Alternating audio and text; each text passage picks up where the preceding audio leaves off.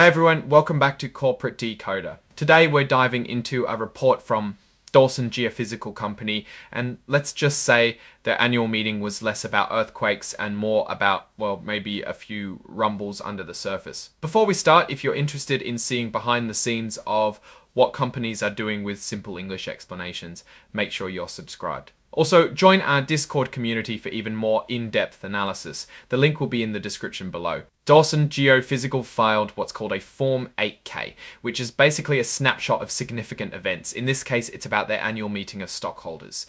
Think of it as a corporate town hall where big decisions get made. They held this meeting in June and there were a few important things voted on. Alright, let's get into it. Item 507 is about telling investors what decisions were made at the meeting.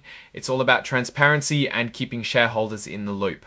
Now, a pretty big number of shares, over 27 million, were represented at this meeting, either in person or by proxy, which is like voting on behalf of someone else. That's about 89% of all the shares that could be voted, so it's a pretty well-attended meeting. This also meant that they had a quorum, meaning there were enough people there to make the votes valid. The first thing they voted on was electing the board of directors. These are the people who oversee the company's strategy and make big decisions.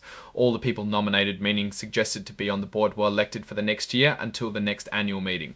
Let's look at how the votes went. Matthew Wilkes got about 25.6 million votes for him, and only about 93,000 were withheld. Withheld means shareholders didn't vote for him but didn't vote against him either. It's like saying no comment. Then there's Bruce Bradley. He got about 25.9 million for votes with only 48,000 withheld. Albert Conley had a similar result, roughly 25.9 million voted for and close to 48,000 withheld.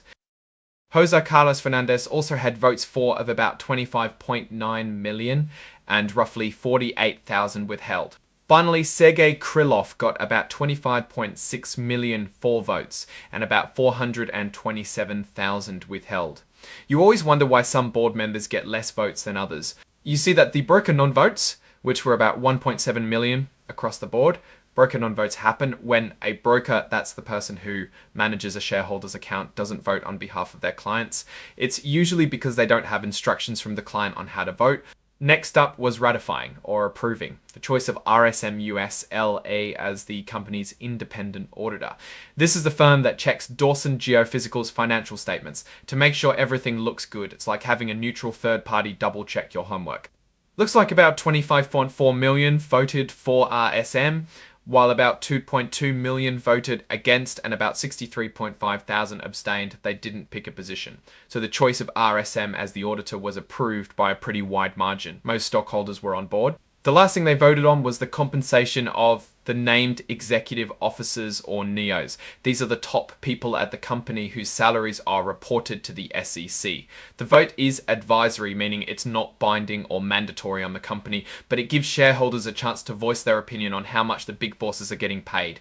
About 23.7 million voted for the compensation packages, while about 2.3 million voted against, and 8.4 thousand abstained. So while the majority approved, there was a notable chunk who weren't happy with the executive pay.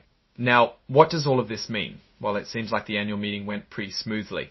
All the board members were re-elected, the auditor was approved, and even though there was some pushback on executive pay, it still got the thumbs up from most shareholders. However, it doesn't mean anything is perfect at all, because there might be issues beneath the surface.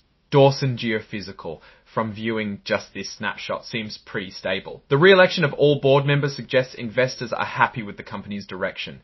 But the vote against executive compensation might mean you need to keep an eye on the relationship between management and shareholders. When investors are unhappy with compensation, it might lead to a bunch of issues later on. All in all, Dawson Geophysical seems to be on steady ground.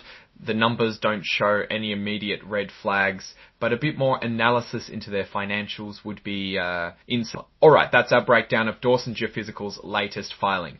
What's your take on these numbers and what they signal for the company's future? Drop your thoughts in the comments. If this analysis was valuable, hitting that like button really helps, and subscribe for more deep dives. Don't forget to check out the Discord in the description. Thanks for watching, see you next time.